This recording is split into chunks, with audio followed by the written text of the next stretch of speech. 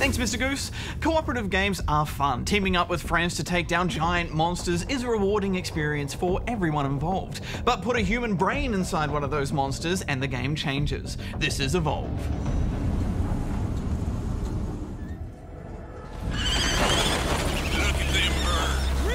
I feel like the team is relying on me to find him. He went through the swamp this way. I got him.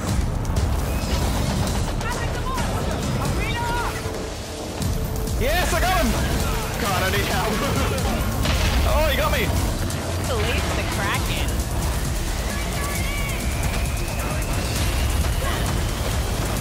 That's gonna hurt. Evolve is a human versus monster game.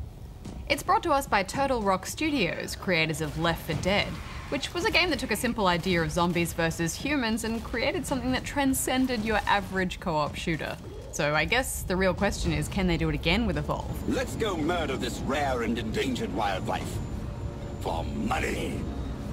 The basic idea is to throw 4 humans into a monster's world for a high-stakes game of cat and mouse. The monster grows in strength as the match goes on by eating wildlife.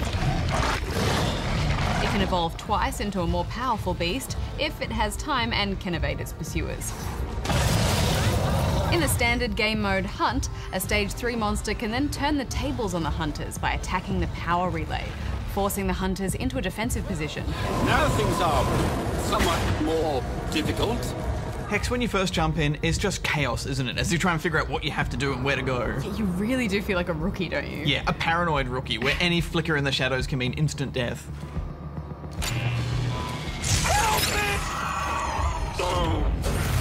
I just love how stressed everyone is as they desperately try and hold the team together, barking orders left and right. It's great. Yeah, I think half the game is communication and trying not to get too worked up with the arguments that you have with your friends. I'm so gone. Oh no. Glove revive him. I'm trying. I'll get you. I have a shield up. And someone help me? Where are you coming? Stop it, you stupid frogs. Help. I had a toad issue. It's over. Oh, this isn't going well. We had him. We probably needed our assault before this all began. This is true. I didn't think about that. And that's the biggest strength of the game, I think. You're always learning how to do better by how badly you've done before. Man, we did no did damage right. to him. In stage 1, we should have killed him. When those weak spots are up, I think we've all just got to go for it. Well, let's talk about the hunters first. There are 4 classes, and each of these have 3 characters to play, which you unlock as you go. From what we've unlocked so far, it's clear that each character class has quite different weapons and playstyles to go with them. The Assault is your damage dealer, the Trapper relies on gadgets such as anchors, Arena's up. Oh, where is he? He's here. You're not getting away, buddy. Where are you going? and can pop a mobile arena dome, which if used at just the right time can force the monster into a fight. Where are you going? Where are you going?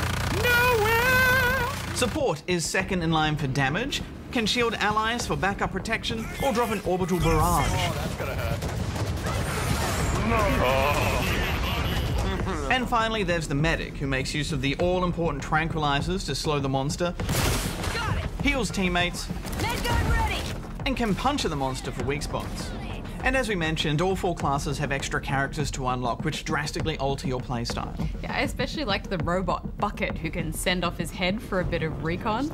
Now to see Getting what in we trouble. can see. Do you grow a new head? Or does it, like, teleport back? I don't know.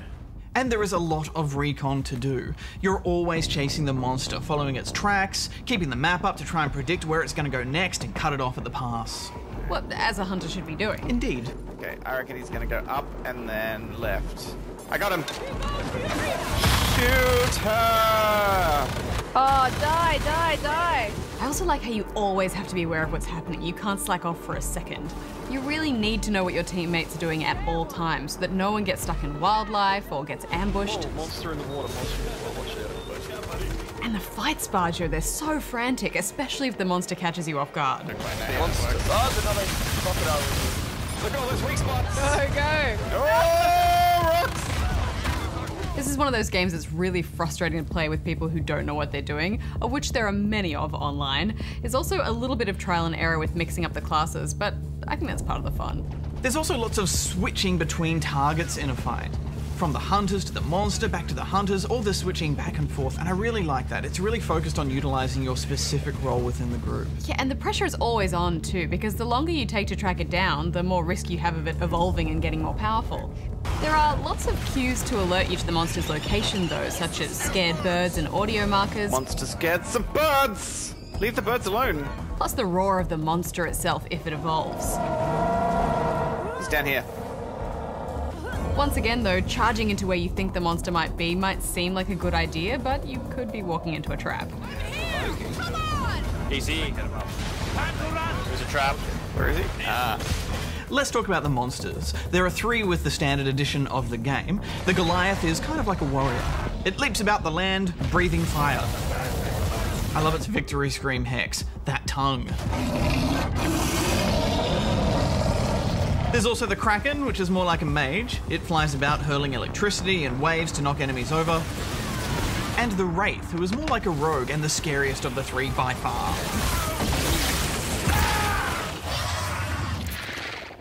When playing as a monster, you have quite a few choices available to you at the start of a round.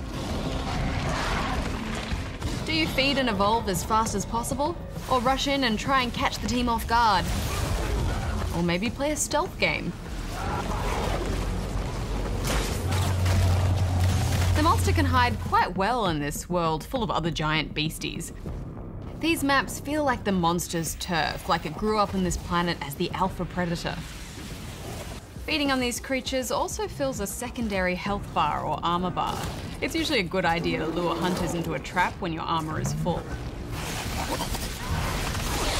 The biggest surprise for me, Hex, was that the monster was super fun to play, maybe even more fun than the humans. I often find in games like this, whenever there's a different type of creature that you're controlling, like a zombie or a beast, the controls and the unfamiliarity of how that monster works ultimately makes them not as much fun to play as the humans. But not in this case. Yeah, it's so rewarding when you're dominating in a fight. You really do feel like a monster just grabbing at these humans. Take it. Yeah, and location is really important too. I mean, there's some areas that are much better to fight in when you're playing as the monster, but some as humans. But you want to do the confrontation on your own terms, and probably not in a small room. He's got time for that kind of... The game encourages you to plan out attacks, and yet always adapt to the situation at hand. He's in now, he's trapped in. Dropping into a fight is pretty exciting, and the drop-in, drop-out system works really well, with bots taking over players if they leave or get disconnected. The bots aren't great though, are they? They're slightly better than nothing. Still, I'm glad they're there. I also quite like the second mode, Evacuation. Can anyone help? We were attacked.